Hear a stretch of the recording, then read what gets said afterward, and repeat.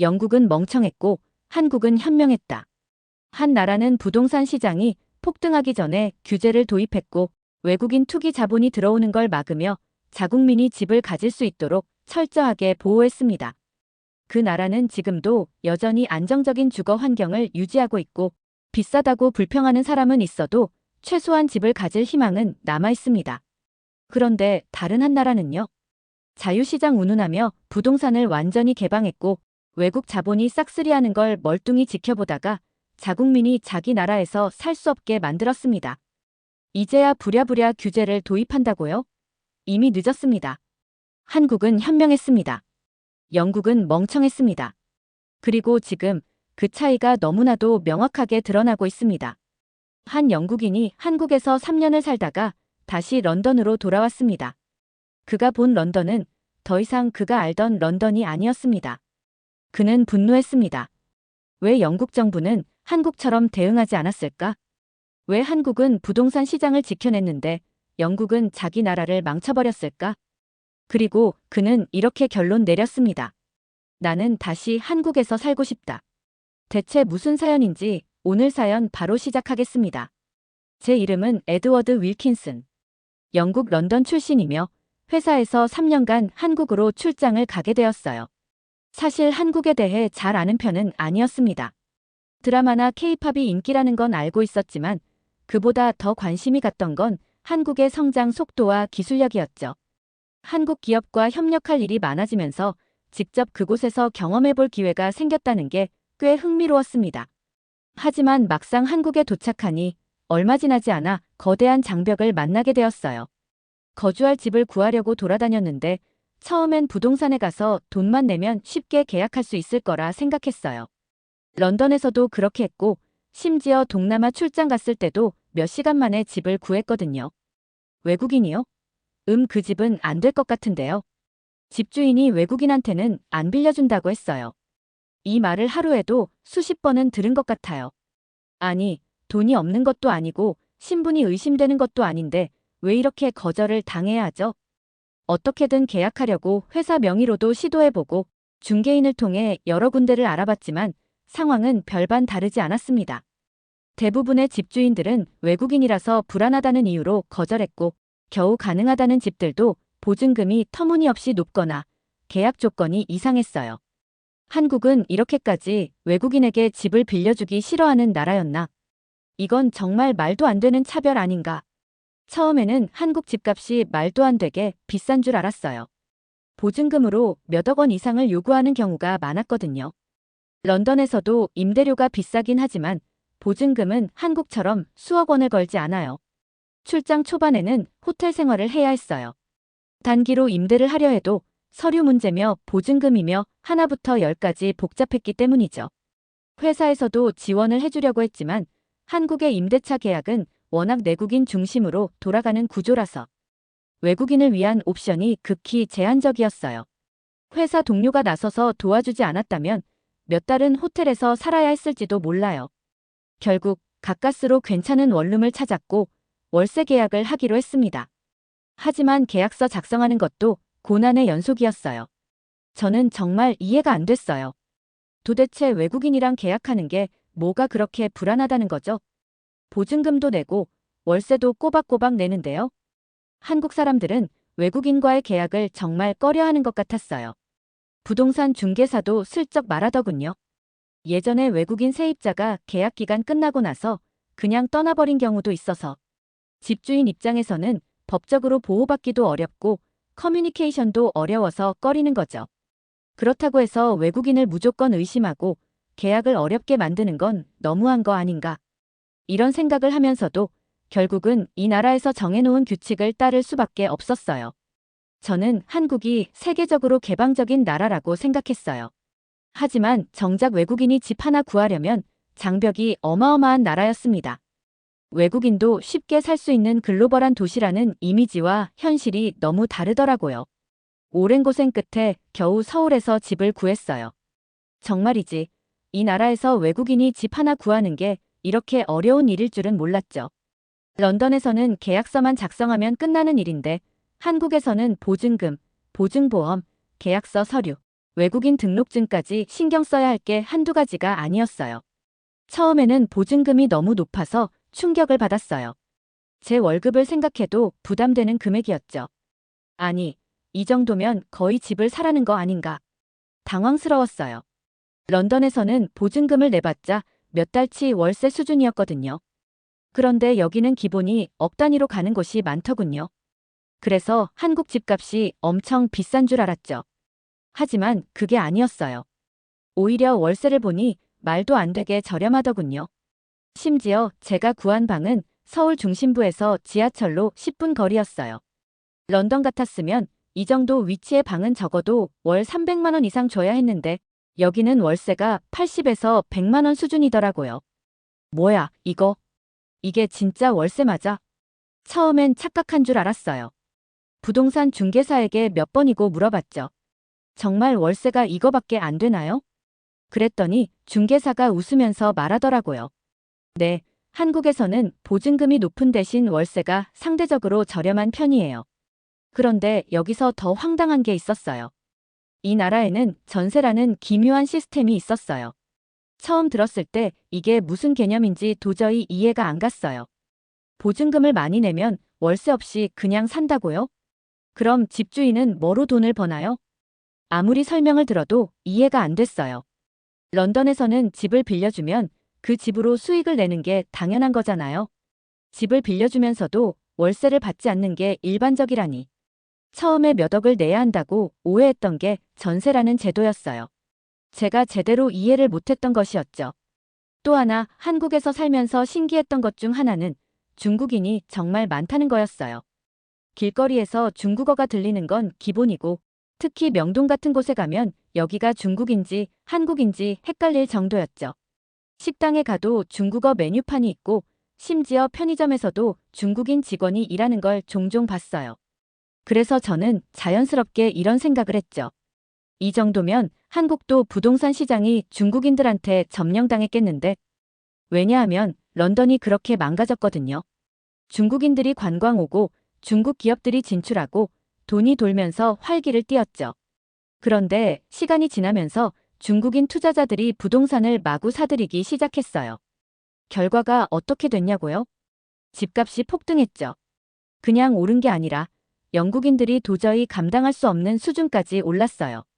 궁금해서 한국 동료한테 물어봤어요. 한국도 중국인들이 집을 엄청 샀겠죠? 그런데 동료가 피식 웃으면서 말하더군요. 없지는 않지만 심각할 정도는 아닐 거예요. 한국에서는 외국인이 집 사기가 쉽지 않거든요. 무슨 말이에요? 외국인이 한국에서 부동산을 사려면 복잡한 절차가 많고 세금도 많이 내야 해요.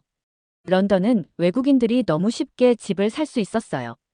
중국 부호들은 런던의 고급 아파트를 대거 매입했고 심지어 중동이나 러시아 재벌들까지 덩달아 끼어들면서 런던의 부동산 시장은 완전히 외국인의 놀이터가 되었어요. 문제는 그렇게 되면 현지인들은 살 곳이 없어진다는 거예요. 영국인들은 같은 돈을 주고도 외국인들과 경쟁할 수 없었고 결국 월세는 폭등하고 내 집 마련은 꿈도 못 꾸는 상황이 됐죠. 근데 한국은 그런 사태가 벌어질 가능성 자체를 애초부터 차단해놨던 거예요. 외국인이 부동산을 사려면 복잡한 서류 절차를 거쳐야 하고 규제도 심했어요. 중국인들이 마구 집을 사들릴 틈이 없었던 거죠. 저는 처음에 한국에서 집 구하는 게 너무 힘들어서 이 나라가 외국인한테 너무 보수적이라고 생각했어요. 하지만 이제야 깨달았어요. 이게 없었으면 한국도 지금쯤 런던 꼴이 났겠구나. 사실 런던은 너무 늦었어요. 이제 와서 영국 정부가 부동산 규제를 강화한다고 해도 이미 중국인, 중동 부호, 러시아 투자자들이 런던 핵심 지역을 싹 점령한 상태라 현지인들이 다시 집을 살 수 있는 가능성은 거의 없어요. 더 놀라운 이야기를 들었어요. 사실 한국도 한때 중국 부동산 투자가 엄청났던 시기가 있었다는 거예요.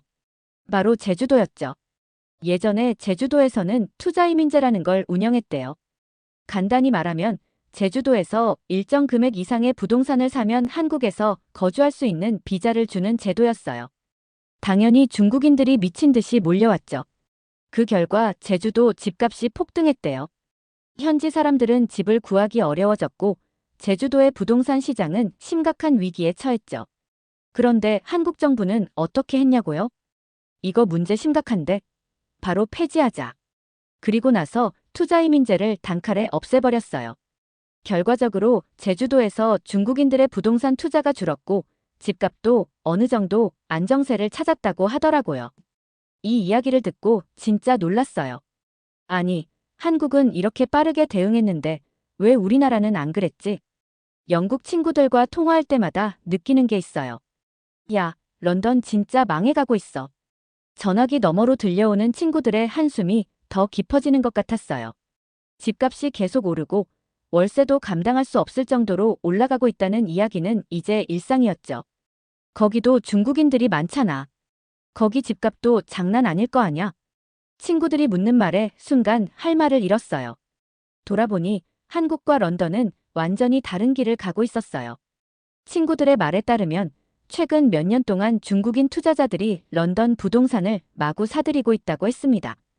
그냥 몇 채를 사는 정도가 아니라 아예 한 블록 단위로 통째로 매입하고 있다는 것이었죠. 런던에서 오래 살던 영국인들은 더 이상 경쟁이 안 되었습니다. 중국인들이 현금으로 바로 결제해버리니까 우리가 감당할 수가 없어. 부동산 중개업자들도 전부 중국인들이랑 먼저 거래하려고 해. 이런 상황이니 영국인들은 아예 집을 살 수 없는 구조가 되어버린 것입니다. 집을 사려고 해도 이미 외국 자본이 더 높은 가격을 불러서 매물을 가져가 버리니 경쟁 자체가 불가능했죠. 한국에서 지낸 지 어느덧 꽤 많은 시간이 흘렀습니다. 처음에는 새로운 환경에 적응하느라 정신이 없었지만 이제는 한국 생활이 너무 편하고 익숙해졌습니다. 그런데 가만히 생각해보니 한국에서 살면서 영국에서는 불편하다고 생각했던 점들이 하나도 불편하지 않다는 사실을 깨닫게 되었어요. 생활 수준 자체가 한국이 훨씬 나았어요. 영국에서도 물가가 비싸다는 걸 알았지만 한국에서 살다 보니 런던의 물가가 정말 터무니없다는 걸 실감했습니다. 서울도 분명 대도시인데 전체적인 생활비가 영국보다 훨씬 저렴했어요. 런던에서 외식하려면 기본적으로 한화 3만 원은 내야 합니다. 패스트푸드 같은 걸 먹어도 1만 원이 넘는 경우가 많았죠. 그런데 한국에서는 길거리 음식은 몇천 원이면 해결되고 고급 레스토랑이 아닌 이상 1만 원대에서 괜찮은 한 끼를 해결할 수 있었습니다.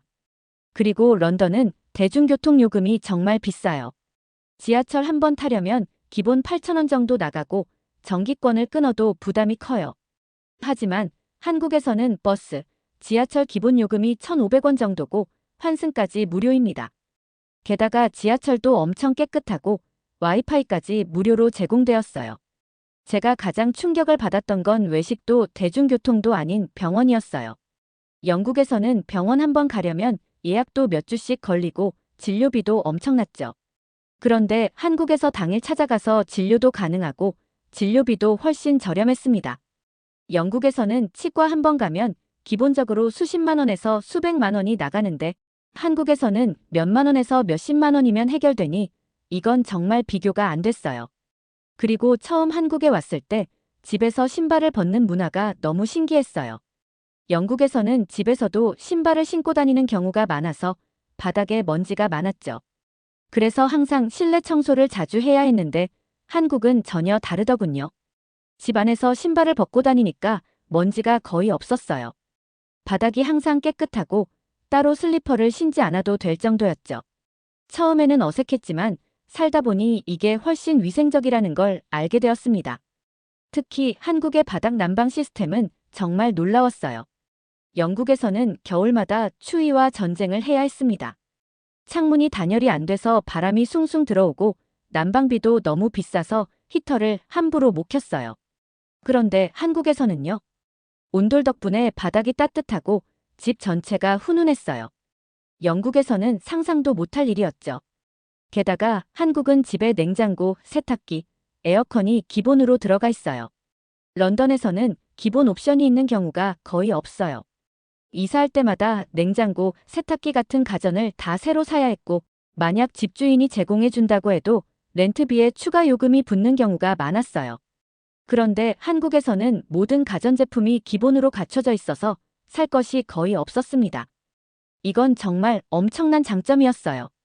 그리고 한국은 배달과 택배 문화가 엄청 발달되어 있더군요. 한국에서는 택배가 오면 그냥 문 앞에 두고 갑니다. 처음 들었을 때 그럼 도둑 맞는 거 아니에요? 라고 물어봤어요. 그런데 다들 아무렇지 않게 말했어요. 아니요. 그냥 두고 가도 안 없어져요. 이걸 듣고 저는 한국이 얼마나 안전한 나라인지 깨달았어요. 영국에서는 택배가 오면 반드시 사람이 직접 받아야 합니다. 한국은 문 앞에 택배를 두고 가도 몇 시간이 지나도 그대로 있었습니다. 이게 얼마나 대단한 일인지 아시나요? 심지어 물건을 주문하면 바로 다음 날 옵니다. 신선식품은 새벽에도 배송이 돼요. 어느 날 밤 하루 종일 업무에 치였더니 피곤함이 몰려왔지만 그보다 더 절실한 문제는 배고픔이었습니다. 점심을 제대로 먹지 못했던 터라 저녁은 좀 제대로 된 음식을 먹고 싶었습니다. 원래 같으면 직접 나가서 식당을 찾았겠지만 그날은 너무 지쳐서 움직일 힘이 없었어요. 그래서 한국의 배달 서비스를 한번 이용해 보기로 했습니다. 사실 한국에서 배달이 편리하다는 이야기는 많이 들었습니다. 직장 동료들도 한국 배달 문화가 세계 최고라고 몇 번이나 강조했죠. 하지만 저는 그 말을 그냥 과장된 이야기 정도로만 생각했습니다. 영국에서도 배달 서비스는 있었으니까요. 배달 음식이야 어디든 다 비슷하지 않겠습니까? 배달 앱을 켜서 치킨을 주문했습니다. 종류가 너무 많아서 뭘 골라야 할지 한참 고민했지만 제일 인기 있는 메뉴를 선택하고 결제를 마쳤습니다. 앱에서 예상 배달 시간을 보니 약 30분이라고 표시되어 있었습니다. 솔직히 믿기 어려웠어요. 그래서 저는 이 배달 예상 시간이 단순한 마케팅 전략이라고 생각했습니다. 그런데 말입니다. 20분도 채 지나지 않아 배달원이 도착했다는 알림이 떴습니다. 문을 열어보니 정말 치킨이 도착해 있었습니다. 상자를 여는 순간 따뜻한 김이 모락모락 올라왔어요. 손으로 치킨을 만져보니 방금 튀겨낸 듯한 뜨거운 온기가 느껴졌습니다. 한 조각을 집어 입에 넣자 사각하는 소리와 함께 바삭한 튀김옷이 부서졌습니다. 속은 촉촉하고 따뜻한 육즙이 가득했습니다.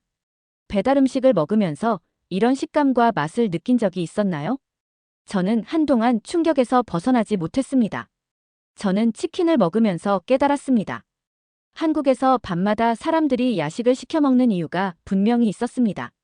이 정도 서비스라면 누가 직접 요리하고 싶겠습니까? 이렇게 완벽한 배달 시스템이 갖춰진 나라에서 살다가 런던으로 돌아가면 도대체 어떻게 적응할 수 있을까요? 그날 밤 저는 한국 배달 문화의 위대함을 처음으로 온몸으로 체감했습니다. 그리고 확신했습니다. 이 나라에서 배달 한번 경험해보면 절대 다른 나라에서는 만족할 수 없겠다.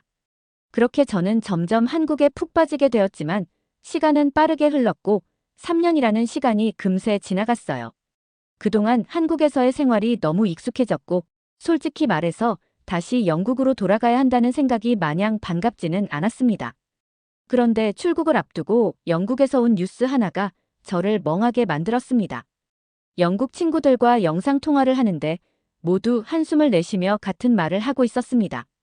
야, 런던 집값이 또 올랐다. 이건 진짜 답이 없다. 월세가 미친 듯이 올라서 다들 이사 가야 한대. 사실 런던의 부동산 시장이 오랫동안 문제였다는 것은 알고 있었습니다. 하지만 벌써 몇 번째 폭등인지 모르겠습니다. 한국에 온 이후로만 해도 영국 부동산 시장은 두세 차례 급등했다는 소식을 들었어요. 이번엔 얼마나 올랐을까 싶어서 찾아봤더니 기가 막히더군요. 지난 1년 동안 런던 집값이 평균 12% 상승. 특히 외국인 투자 선호 지역에서는 20% 이상 상승. 그냥 몇 퍼센트 정도 오른 수준이 아니라 말 그대로 폭등하는 수준이었습니다. 이제는 웬만한 중산층조차도 런던에서 집을 사는 것이 불가능해졌다고 했어요. 그런데 더 충격적인 것은 영국 정부가 이제 와서야 외국인의 부동산 구매를 규제하는 법안을 발표했다는 것이었습니다. 정부가 외국인들의 부동산 투기를 막기 위해 세금을 인상하고 일부 지역에서는 외국인의 주택 구매를 제한하기로 했다. 이 기사를 읽고 허탈한 웃음이 나왔습니다.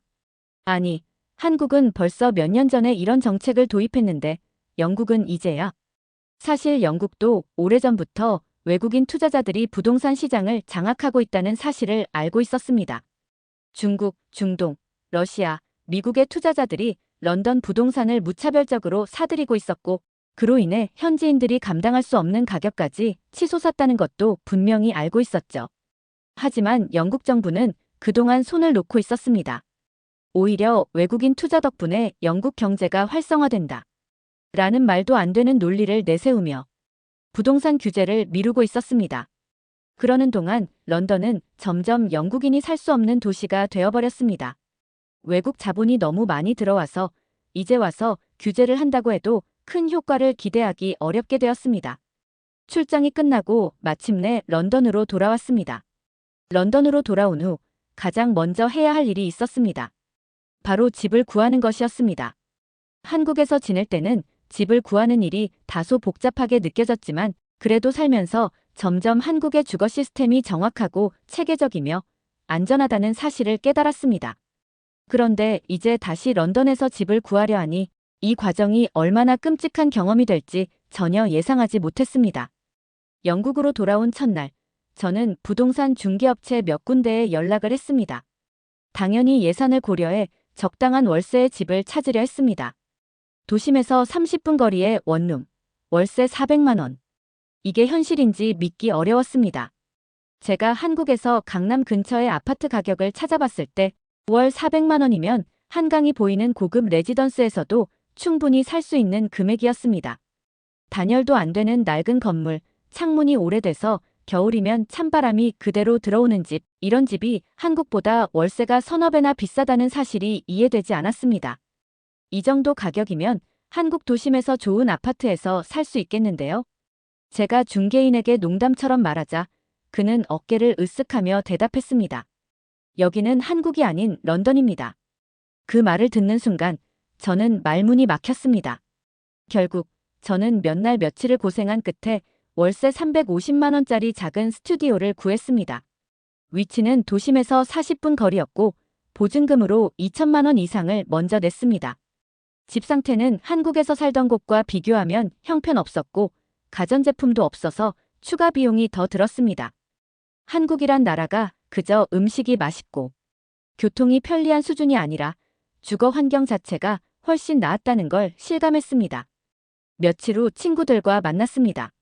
오랜만에 본 친구들은 반갑게 맞아줬지만 분위기는 예전 같지 않았어요. 친구들과 대화를 나누다가 한국 생활 이야기가 나왔습니다. 제가 한국에서 생활하면서 놀랐던 점들을 하나씩 이야기했어요. 이걸 듣던 친구들이 충격을 받은 듯 눈을 동그랗게 떴습니다. 진짜? 택배를 그냥 문 앞에 둔다고? 도둑이 안 가져간다고? 런던에서는 택배를 집 앞에 두는 건 절대 불가능한 일입니다. 100% 도난당한다고 봐야 하죠. 그래서 다들 직접 수령하거나 보관함을 이용해야만 합니다. 런던으로 돌아온 지 얼마 되지 않았지만 벌써부터 한국이 그립습니다. 처음에는 단순한 향수병이라고 생각했어요. 오랜 시간 머물렀던 곳에서의 기억이 남아있어서 그렇겠지. 금방 다시 익숙해지겠지 싶었습니다. 하지만 아니었습니다. 제 머릿속에는 여전히 한국에서의 3년이 생생하게 남아있습니다. 솔직히 말해서 이제는 영국이 내 나라라는 생각조차 희미해졌어요. 월세 때문에 허덕이고 집값은 평생 모아도 감당이 안 되고 그나마 살던 사람들마저 밀려나고 있는 이곳에서 대체 어떤 희망을 찾을 수 있겠습니까? 이제야 진심으로 깨닫습니다. 한국은 영국보다 훨씬 앞서 있었어요. 규제를 통해 부동산 시장을 지켜낸 한국과 그저 자유시장을 외치다가 자기 나라를 외국 자본에게 내어준 영국. 어느 나라가 더 현명한 선택을 했는지는 지금의 런던과 서울을 비교해보면 뻔한 일이죠. 그리고 솔직히 말해서 이제 다시 한국에서 살고 싶습니다. 진심으로요. 두 번째 사연 시작합니다. 중국은 스스로 자신의 역사를 파괴하고 이제는 그 공백을 메우기 위해 다른 나라의 문화를 훔치고 있습니다. 중국은 세계를 속이고 있습니다. 자신들이 과거에 저지른 문화 대혁명의 잔혹함을 숨기고 오히려 한국의 문화를 자신들의 것이라 주장하며 국제사회에서 거짓된 우위를 점하려 하고 있습니다. 중국의 문화 대혁명은 단지 과거의 비극이 아닙니다. 그것은 현재에도 이어지는 중국의 문화적 빈곤과 도덕적 몰락의 뿌리입니다. 저는 더 이상 과거를 부정하지 않습니다. 그 대신 그 과거로부터 무엇을 배울 수 있는지 고민하며 그 답을 찾기 위해 노력할 것입니다. 라고 말하는 중국인이 있습니다. 대체 무슨 사연인지 오늘 사연 바로 시작하겠습니다. 안녕하세요. 저는 제 이름을 밝힐 수 없습니다. 제 이야기가 중국 당국의 감시를 피하기 위해 익명으로 쓰여야 하기 때문이에요.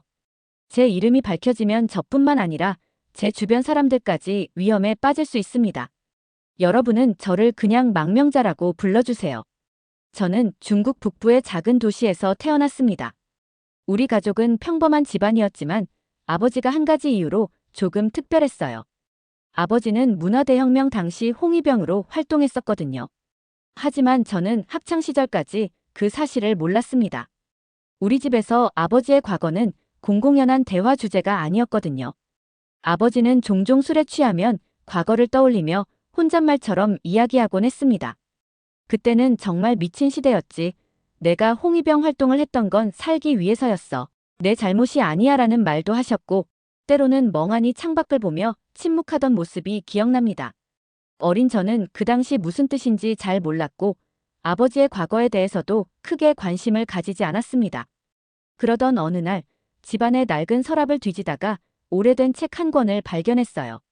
겉표지는 거의 바스러질 듯 낡았고 책 속에는 당시 홍위병에 대한 기록이 가득했어요.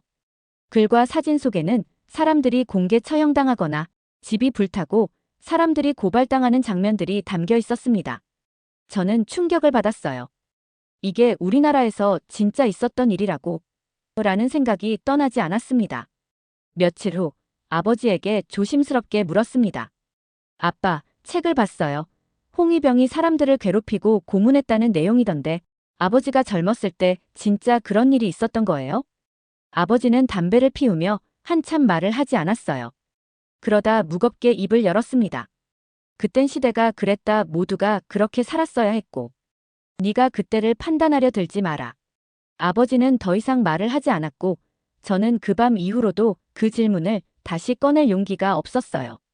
그러나 어린 시절에 아버지가 하셨던 말이 생각나서 마음 한편엔 의문과 불편함이 계속 남아 있었습니다. 학교에서는 홍위병에 대해 거의 배우지 않았어요.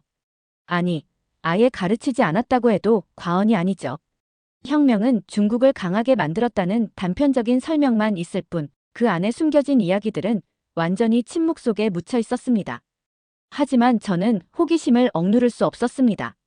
낡은 책에서 봤던 끔찍한 장면들이 머릿속에서 떠나지 않았거든요.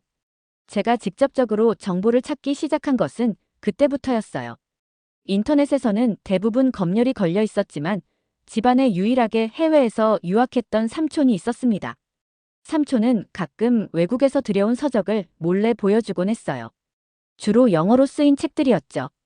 그중 하나가 문화대혁명에 관한 책이었습니다. 저는 삼촌이 그 책을 책장에 꽂아둔 모습을 보고 기회를 놓치지 않았어요. 삼촌이 잠시 자리를 비운 사이 책을 꺼내 읽었습니다. 책에는 홍위병들이 지식인을 고문하고 유적지를 파괴하며 가족들끼리 고발하도록 강요했던 시대의 기록이 담겨 있었습니다.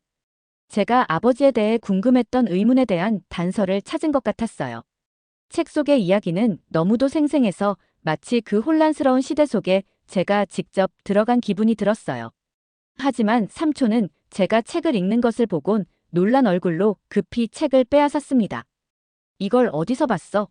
이런 건 절대 다른 사람에게 말하면 안 돼. 그는 제게 단단히 경고했지만 그날 이후 저는 이 주제에서 더 멀어질 수 없었습니다. 아버지가 그 시대에 정말 무엇을 했는지는 알 수 없었지만 제가 읽은 책은 그가 단순히 혁명의 부속품만은 아니었을 거라는 의심을 키우게 했습니다. 그리고 저는 아버지의 침묵 속에 무언가 숨겨진 진실이 있다는 확신이 생겼습니다. 이후 삼촌은 제가 위험에 빠지지 않도록 외국 서적 몇 권을 조심스럽게 빌려주었습니다. 저는 밤마다 조용히 책을 읽으며 진실에 대해 점점 더 알게 되었어요. 저는 대학에 진학하면서 더욱 확신했습니다. 문화대혁명은 단순히 혁명이라는 단어로 미화될 수 없는 비극이었다는 것을요. 대학에서는 문화대혁명을 연구하는 수업이나 자료를 찾는 게 쉽지 않았습니다. 정부가 검열하는 주제였으니까요. 한 번은 도서관에서 외국 학술 논문을 열람할 기회가 있었어요. 그 논문에는 문화대혁명 당시 홍위병들의 역할과 행동에 대해 상세히 설명되어 있었습니다. 홍위병들은 단순한 학생 조직이 아니었어요. 그들은 마오쩌둥의 지시를 받으며 사실상 법 위에 군림하는 존재들이었습니다. 낡은 문화와 관습을 파괴하라 는 마오의 구호 아래 홍위병들은 학교 선생님을 끌어내리고 교수들을 고문하고 집안 어른들을 고발하도록 강요했어요. 논문 속에 담긴 기록 중 하나는 충격적이었습니다. 한 학생이 자신의 부모를 혁명 반대 세력으로 몰아세워 홍위병들에게 넘겼고 그 부모는 결국 공개 처형되었다는 거였어요. 그 이야기를 읽는 순간 저는 아버지가 떠올랐습니다. 아버지는 항상 혁명은 어쩔 수 없는 선택이었다고 말했지만 과연 그것이 단순한 생존의 문제였을까요?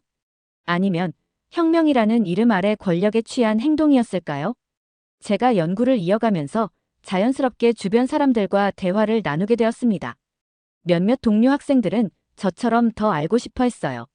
하지만 대부분은 겁에 질린 얼굴로 이렇게 말했어요. 그런 이야기하면 우리 큰일 나는 거 아니야? 그들의 반응은 제게 경고처럼 들렸습니다. 하지만 저는 멈출 수 없었습니다. 아버지와의 갈등도 점점 심해졌습니다. 어느 날 저녁 아버지에게 이렇게 물었어요. 아빠, 그때 정말 사람들을 끌어내리고 폭력을 휘둘렀어요? 왜 그런 일을 해야 했죠? 아버지는 술잔을 내려놓으며 답했습니다. 그땐 살아남으려면 어쩔 수 없었어. 내가 이해할 수 없는 시대였지. 그렇다면 그 사람들은 왜 죽어야 했는데요? 아빠는 아무 잘못이 없었다고 생각하세요? 아버지는 화를 내며 말했습니다. 그만해라. 혁명이 없었으면 지금 너는 이렇게 앉아서 나를 비판할 수도 없었을 거야. 그날 밤 저는 방에서 홀로 울었습니다. 아버지는 그 시대의 희생자인 동시에 가해자였습니다. 이후 저는 본격적으로 문화대혁명과 홍위병의 잔혹성을 학문적으로 연구하고 기록으로 남기기 시작했습니다.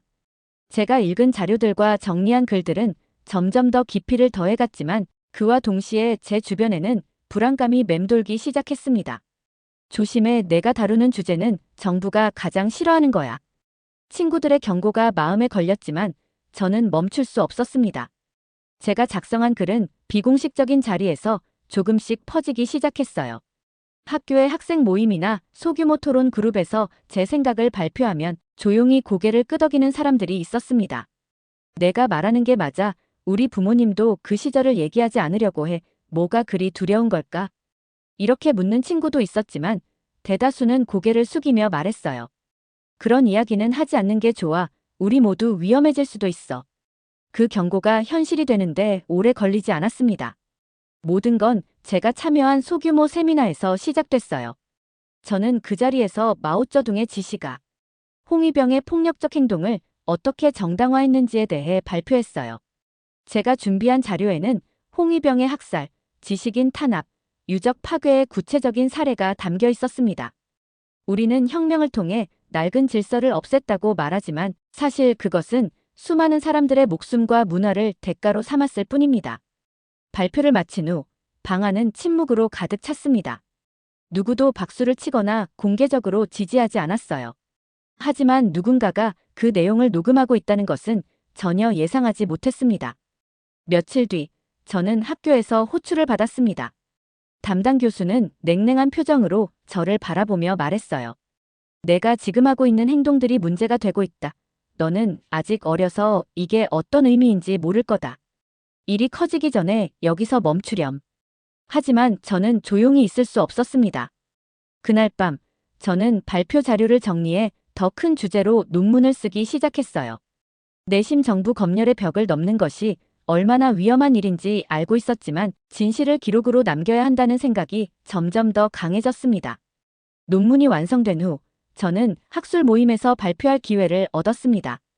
그날 모임에는 여러 교수님과 학생들이 참석했으며 저는 홍위병과 문화대혁명에 대한 실상을 가감없이 설명했습니다. 발표 내용은 충격적이었고 참석자들 중 몇몇은 놀란 표정을 감추지 못했습니다. 발표 후 대부분은 침묵 속에서 자리를 떠났습니다. 문제가 터진 것은 그로부터 몇 주 뒤였습니다. 학교 복도를 걸어가던 중 낯선 사람들이 저를 막아섰습니다. 이 학생이 맞지? 우리와 함께 가야겠다. 저는 아무런 설명도 듣지 못한 채 강제로 끌려갔습니다. 그들은 저를 좁고 어두운 방에 가두고 묻기 시작했어요. 내가 지난번 발표에서 했던 말을 다 기억하고 있겠지? 그건 단순한 학문적 연구였습니다. 저는 누구를 비난하려는 의도가 없었어요. 그러나 그들은 전혀 듣지 않았습니다. 혁명의 정신을 훼손하는 발언은 절대 용납할 수 없다. 내가 말한 내용은 반혁명 행위로 간주될 수 있어. 그 순간 제가 가진 모든 자료와 글이 머릿속을 스쳐 지나갔습니다. 그것들은 이제 제가 감당할 수 없는 무기가 되어버렸어요. 저는 좁은 방에 갇혔고 그곳에서의 시간은 말로 표현할 수 없을 만큼 길고 무서웠습니다. 그들은 제게 물었습니다. 누가 너에게 이런 생각을 심어줬나? 내가 속한 조직이 뭐지? 저는 아무 말도 할 수 없었습니다. 사실 저는 혼자였으니까요. 제가 하고 있던 건 단지 진실을 탐구하고 알리고자 하는 작은 몸부림에 불과했어요. 하지만 그들은 제가 거대한 음모의 일부라고 믿고 싶어 했습니다. 며칠 동안 이어진 신문은 점점 더 가혹해졌습니다. 그들은 제가 외부 세력과 연계되어 있다고 주장했어요. 너 혼자 이런 생각을 할 리가 없어. 누가 너를 뒤에서 조종하나? 저는 아무 대답도 하지 않았습니다. 그럴수록 그들의 태도는 더 거칠어졌어요. 그들은 저를 협박하며 말했습니다. 내 가족의 안전이 중요하다면 지금 당장 협조하는 게 좋을 거야. 그 말을 듣는 순간 머리가 멍해졌습니다. 제 행동이 부모님과 삼촌에게까지 피해를 줄 수 있다는 생각이 들었어요.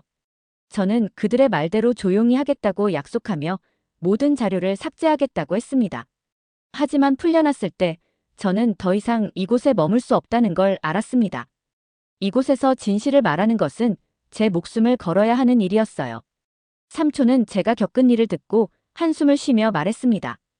너는 이미 너무 멀리 왔다. 이제 이곳에서는 안전할 수 없어. 삼촌은 제가 망명할 수 있도록 도움을 주었습니다. 제가 해외로 갈 수 있는 방법을 찾고 여행 경로를 마련해 주었어요. 저는 작은 가방 하나를 꾸렸습니다. 제 인생이 이렇게 갑작스럽게 뒤바뀔 줄은 상상도 못했어요. 고향을 떠나는 순간 모든 것이 끝난 기분이 들었습니다. 공항으로 가는 길, 삼촌은 마지막으로 제 손을 잡으며 말했습니다. 내가 하고자 했던 일이 옳았다는 걸 나는 믿는다 하지만 이 나라에서는 내 목소리가 들리지 않을 거야.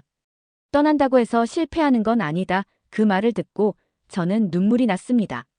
저는 무사히 비행기에 올랐고 고향을 떠나 다른 나라로 향했습니다. 망명지에 도착했을 때 저는 완전히 낯선 땅에 혼자 서 있었습니다. 모든 것이 어색하고 두려웠지만 그곳에서 처음으로 자유를 느꼈습니다. 저는 말할 수 없는 슬픔과 동시에 희망을 품었습니다. 망명 후 새로운 환경에 적응하는 일은 쉬운 일이 아니었어요. 모든 것이 낯설고 고향에서 받았던 교육과는 완전히 다른 관점으로 가득한 세상이었죠. 처음 몇 달간은 생존이 우선이었지만 시간이 지나면서 저는 망명자 모임에 나가게 되었어요. 그곳에서 다양한 국적의 사람들을 만났습니다. 그 모임에서 저는 한국이라는 나라를 처음 제대로 알게 되었습니다. 미국과 유럽의 친구들은 한국 문화를 칭찬하며 이렇게 말했어요. K-팝과 K-드라마는 단순히 유행이 아니야. 한국 사람들은 그들의 전통을 현대적으로 바꿔서 전 세계에 알리고 있어. 처음에는 믿기지 않았습니다. 중국에서 배운 교육 속 한국은 항상 중국에 의존했던 약소국이었고 문화적으로도 그리 특별하지 않은 나라로 묘사되었으니까요. 한국이 그렇게 대단하다고. 저는 의문이 들었지만 그 대답을 찾기 위해 한국 문화를 접하기 시작했습니다. 처음 제가 접한 한국 문화는 바로 한글이었습니다. 한글이 세계적으로 인정받는 독창적인 문자라는 사실은 저를 놀라게 했어요. 특히 세종대왕이 백성을 위해 한글을 창제했다는 이야기를 들었을 때 저는 충격에 빠졌습니다. 중국에서는 문자를 배우는 것이 쉽지 않았습니다. 한자는 어렵고 이를 제대로 배우는 건 지식인의 특권이었죠. 하지만 한국의 세종대왕은 누구나 쉽게 배울 수 있는 문자를 만들었습니다. 그것은 단순히 문자가 아니라 백성을 위한 사랑과 배려의 상징처럼 느껴졌어요. 한국에 대해 더 알아보면서 저는 스스로를 자주 비교하게 되었습니다. 문화 대혁명 시기 중국은 전통을 스스로 파괴했죠. 고대 유적과 책을 불태우고 전통 예술가들을 탄압했습니다. 결국 중국은 많은 전통을 잃고 현대에는 다른 나라의 문화를 자신들의 것이라 우기며 그 공백을 메우려 하고 있어요. 망명 생활 중 저는 한국 문화를 다룬 다큐멘터리를 시청할 기회가 있었습니다. 다큐멘터리에서는 한국 사람들이 김치를 담그는 과정을 보여주었어요. 그들은 함께 모여 웃고 이야기를 나누며 정성스럽게 배추를 절이고 양념을 바르더군요. 저는 그 모습을 보며 다시 한번 제 고국을 떠올렸습니다. 중국의 전통 요리 중 많은 것이 문화 대혁명 동안 사라졌습니다. 지금 중국의 궁중 요리라는 것도 실제로는 과거를 복원한 것이 아니라 상상으로 만들어낸 경우가 많다는 사실을 알고 있었거든요. 그런데 한국은 달랐습니다. 그들은 자신들의 전통을 단순히 보존하는 데 그치지 않고 그것을 세계적으로 알리고 새로운 가치를 더해가고 있었어요. 그때 저는 결심했습니다. 언젠가 한국을 직접 방문해봐야겠다. 그들이 어떻게 전통과 현대를 조화시켰는지 내 눈으로 확인하고 싶어. 몇 년 후 한국 땅을 처음 밟은 날, 저는 묘한 감정을 느꼈습니다. 망명 생활을 통해 먼 발치에서 동경하던 그 나라에 드디어 도착했기 때문이었어요. 공항에서부터 느껴지는 깨끗하고 정돈된 환경, 그리고 사람들의 따뜻한 환대는 제게 새로운 세상을 보여주는 것 같았습니다. 어서 오세요 라는 짧은 인사마저도 저를 반겨주는 듯 했어요. 이곳에서 한국 문화를 직접 경험해보고 싶었습니다. 그리고 그 첫 번째 목적지는 경복궁이었어요. 경복궁에 도착했을 때 저는 잠시 말을 잃었습니다. 수백 년 전의 건축물이 현대 도시 한가운데 우뚝 서 있는 모습이 경이로웠어요. 고즈넉한 기와 지붕과 정교한 단청, 그리고 궁궐을 둘러싼 아름다운 정원은 마치 시간 여행을 온 듯한 기분을 들게 했습니다. 무엇보다도 감동적이었던 것은 한복 체험이었습니다. 관광객들이 한복을 입고 궁궐을 거닐며 사진을 찍는 모습을 보며 저도 직접 한복을 입어보기로 했어요. 한복은 단순한 의복이 아니었어요. 몸을 감싸는 천의 질감과 색감은 우아함과 섬세함 그 자체였고 입는 순간 마치 내가 다른 시대의 사람으로 변한 것 같은 느낌이 들었어요. 다음 목적지는 전주 한옥마을이었습니다. 전주에 도착했을 때 저는 또 다른 한국의 얼굴을 보았습니다. 도시 한가운데에 위치한 전통 가옥들이 현대적인 도시 풍경과 조화를 이루고 있었어요. 한옥마을을 거닐다가 전통 찻집에 들렀습니다. 그곳에서 마신 한 잔의 차는 단순히 맛있는 음료가 아니라 시간과 정성을 담은 선물 같았어요. 찻잔을 들고 창밖을 바라보며 저는 이곳의 사람들에 대해 생각했습니다. 이 사람들은 전통을 단순히 보존하는 것을 넘어서 그것을 일상 속에서 살아 숨쉬게 만드는 데 성공했구나. 한옥마을의 작은 골목에서 저는 한국 전통 음식을 처음 맛봤습니다. 한상 가득 차려진 반찬들은 단순히 맛을 위한 음식이 아니었어요. 그것은 다양한 재료와 정성을 통해 만들어진 예술이었습니다. 한 가지 놀라웠던 점은 한국의 전통이 단순히 과거에 머물러 있지 않았다는 것이었어요. 전주 한옥마을에는 전통을 기반으로 새롭게 창작된 현대적인 상품과 예술 작품들이 많았습니다. 전통과 현대의 조화가 이렇게 아름다울 수 있다는 사실이 제게는 새로운 깨달음으로 다가왔어요. 한국에서의 일주일이 지나자 저는 단순히 여행자가 아니라 그들의 문화와 삶을 깊이 들여다보는 관찰자가 된 기분이 들었습니다. 경복궁과 한옥마을을 거닐던 감동이 가라앉으면서 제 머릿속에는 고국과 한국의 차이가 점점 선명하게 떠올랐습니다. 한국은 끊임없는 외세의 침략과 고난을 겪어왔습니다. 조선시대의 임진왜란부터 현대사의 한국전쟁까지 그들의 역사는 잔혹한 시련으로 가득 차 있었어요. 하지만 그럼에도 불구하고 그들은 자신들만의 정체성을 잃지 않았습니다. 저는 국립중앙박물관을 방문하면서 이 사실을 뼈저리게 느꼈습니다. 그곳에는 한국의 고대부터 현대까지의 역사가 정교하게 전시되어 있었어요. 그들이 얼마나 많은 위기를 겪었는지, 그리고 그럼에도 불구하고 문화를 지켜온 노력이 얼마나 큰지 느낄 수 있었습니다. 그중 가장 인상 깊었던 것은 문화재에 담긴 정체성과 자부심이었습니다. 특히 일본에 의해 약탈되었다가 되돌아온 문화재들이 이야기하는 메시지는 강렬했어요. 그들은 단순히 예술품이나 유물이 아니라 자신의 과거를 되찾으려는 노력의 결과였습니다. 그런데 제고국 중국은 어떨까요? 문화 대혁명이라는 이름 아래 스스로 자신의 역사를 파괴했습니다. 결국 현대 중국은 잃어버린 정체성을 다른 곳에서 찾으려 하고 있습니다. 한복은 원래 중국에서 시작된 거야. 김치는 중국 음식이야. 저조차도 중국에서 자랄 때 이런 말을 듣고 자랐지만 한국을 직접 방문해보고 나서야 그것이 얼마나 터무니없는 주장인지 깨달았습니다. 한복은 한국인의 삶과 철학을 담고 있었고 김치는 단순한 음식이 아니라 한국인들의 공동체 정신을 상징했습니다.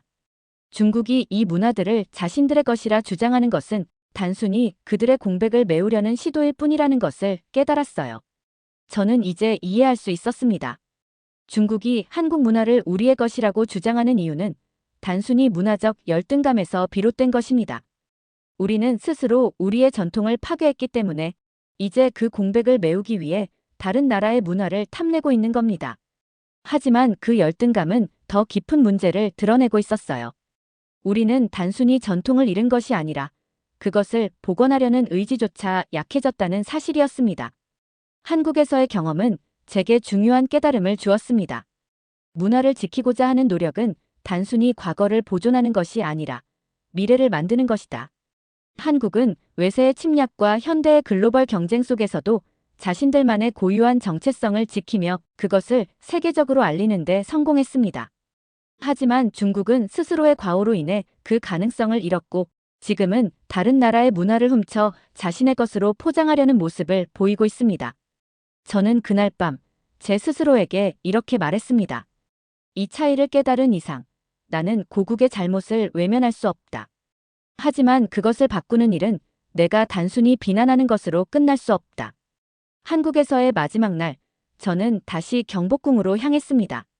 처음 경복궁을 방문했을 때 느꼈던 경이로움이 다시 떠올랐습니다. 그 웅장한 궁궐과 섬세한 단청의 색감은 여전히 변함없이 저를 압도했어요. 그러나 이번에는 단순한 관람객으로서가 아니라 이 나라의 역사를 더 깊이 이해한 사람으로서 그곳을 바라볼 수 있었습니다. 궁궐을 거닐다가 한 한국인 가이드를 우연히 만났습니다. 그는 관광객들에게 경복궁의 역사를 설명하고 있었어요. 경복궁은 조선시대의 궁궐입니다. 일본 식민지 시절에 거의 파괴되었지만 한국 사람들의 노력으로 복원되었습니다. 그의 설명 속에는 자부심이 가득 묻어 있었습니다. 저는 그의 말이 끝난 뒤 용기를 내어 말을 걸었습니다. 궁궐이 이렇게 다시 복원된 것이 정말 놀랍습니다. 전쟁과 침략 속에서도 이 모든 걸 지키고 되살려낸다는 건 대단한 일이에요. 그는 제 말을 듣고 미소를 지으며 대답했습니다. 그렇죠. 우리가 힘든 시절을 겪었지만 우리의 문화와 역사를 지키는 것은 포기할 수 없었습니다. 그와의 대화는 제게 큰 울림을 주었습니다. 저는 문화대혁명 시절에 아버지 세대가 저질렀던 실수를 떠올렸습니다. 그들이 저질렀던 폭력과 파괴는 단지 과거의 유산을 없앤 것이 아니라 후대인 제 세대의 깊은 상처와 공백을 남겼습니다. 그러나 한국 사람들은 달랐습니다. 그들은 외세의 침략과 전쟁 속에서도 무너진 문화와 역사를 되살렸고 그것을 자랑스럽게 여길 수 있는 미래로 이어갔습니다. 한국에서의 마지막 밤, 저는 창밖을 바라보며 조용히 다짐했습니다. 나는 아버지 세대가 남긴 부끄러운 유산을 완전히 바로잡을 수는 없겠지만 적어도 그들의 실수를 반복하지는 않을 것이다. 그리고 저는 결심했습니다. 나는 한국처럼 전통과 정체성을 지키고 발전시키는 나라를 존경할 것이다. 그들의 문화를 훔치거나 부정하는 일에 절대 동조하지 않을 것이다. 한국 여행을 마치고 몇 년이 흘렀습니다. 지금 저는 새로운 삶을 살고 있습니다. 하지만 한국에서 배운 것들은 여전히 제 마음속에서 강렬하게 남아 있습니다. 제가 하는 일은 단순하지만 제게는 사명과도 같습니다. 저는 문화대혁명의 진실을 알리는 일을 하고 있어요. 중국이 겪었던 그 참혹한 시기와 그로 인해 우리 세대가 잃어버린 것들을 전 세계에 알리고 있습니다. 어떤 사람들은 묻습니다. 왜 그런 어두운 이야기를 계속하려 하십니까? 그때마다 저는 이렇게 대답합니다. 역사는 잊혀지면 다시 반복됩니다. 우리는 과거의 잘못을 바로잡지 못한 채 미래로 나아갈 수 없어요. 그 말을 할 때마다 저는 한국을 떠올립니다. 그들은 과거의 고난을 단순히 치욕으로 덮어두지 않았습니다. 그들은 잃어버린 것을 되찾기 위해 끊임없이 노력했고 그것을 현대와 미래로 이어갔습니다. 망명 생활은 쉽지 않았습니다. 고향을 떠나 새로운 땅에서 새로 시작한다는 것은 두려움과 고립감을 동반했습니다. 그래서 저는 망명자로서의 삶을 단순히 살아남는데 멈추지 않고 진실을 알리고 싶었습니다. 특히 사람들이 문화와 역사의 가치를 이해하고 배우는데 기여하고 싶었어요. 그 중에서도 제가 가장 집중했던 것은 한국의 사례를 연구하고 그것을 세계와 제고국에 알리는 일이었습니다.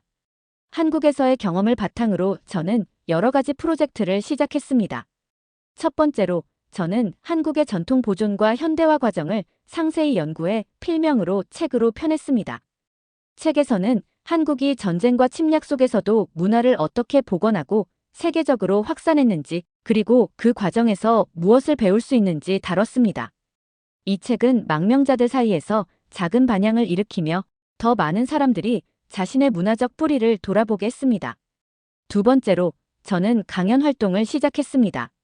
제 신분을 밝힐 수 없기에 온라인으로 진행하는 강연이지만 한국의 사례를 이야기하며 문화 대혁명의 교훈과 대비되는 한국의 성공적인 문화 보존 사례를 설명했습니다.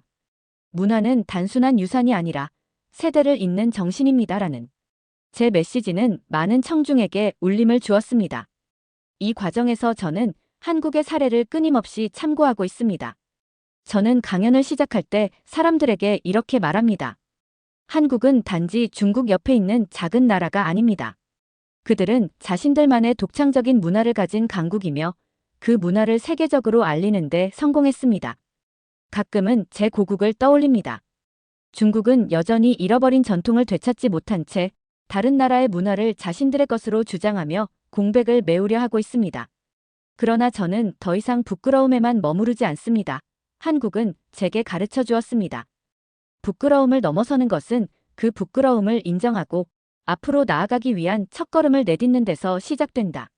저는 더 이상 과거를 부정하지 않습니다. 그 대신 그 과거로부터 무엇을 배울 수 있는지 고민하며 그 답을 찾기 위해 노력합니다. 언젠가 제가 다시 고향으로 돌아가게 된다면 그때는 한국에서 배운 가치를 가지고 더 나은 미래를 제안할 수 있기를 희망합니다. 오늘 사연이 재미있으셨다면 구독과 좋아요, 알림 설정까지 부탁드립니다. 더 재미있는 사연으로 돌아오겠습니다. 이상 감동탐험이었습니다.